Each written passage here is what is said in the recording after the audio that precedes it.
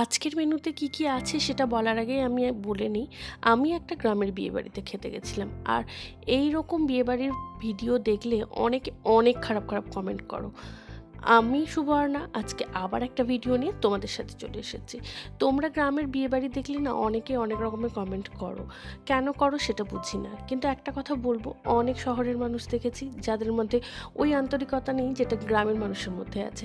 সত্যি কথা, আমাদের কখনো মনেই হয় না যে আমরা বাইরে থেকে এসেছি বা বাইরে থেকে কাজ করতে এসেছি, কাজ করব চলে যাব। ওরা কিন্তু ওরকম করে না, ডেকে মানে বসিয়ে না খাওয়ানো পর্যন্ত ওদের শান্তি হয় না।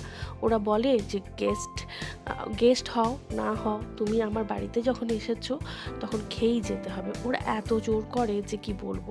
আজকের মেনুতেই ভাত দিয়ে শুরু, কোনো ফ্রাইড রাইস পোলাও কিছুই ছিল না, তবুও টেস্টগুলো এত সুন্দর ছিল, একদম ঘরোয়া আয়োজন।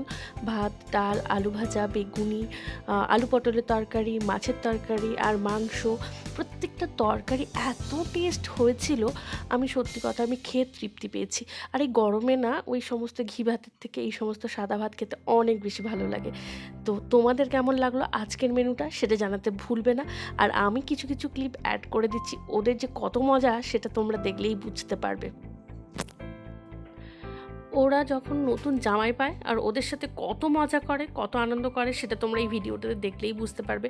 আর সত্যি কথা, এত মজা আনন্দ করার পরেও যে জামাই, নতুন জামাই, ওর মুখে কিন্তু একটুও রাগ নেই, একটুও কোনো প্রকারে কোনো বিরক্ত বোধ নেই, কিচ্ছু নেই। মানে সত্যি ওদেরকে দেখে না আমার এত ভালো লাগছিল, ওদের মজা দেখে যে আমার খুব খুশি হয়েছিল আমার একটু রাত হতে, মানে রাত করে বাড়ি ফিরতে হয়েছিল আমাকে। কিন্তু সত্যি কথা, এই সমস্ত জিনিসগুলো দেখে না আমার মন ভরে গেছিলো। তোমাদের কেমন লেগেছে, তোমাদের ওখানে কেমন মজা হয়, ওটা কিন্তু কমেন্ট করে জানাবে। বাই।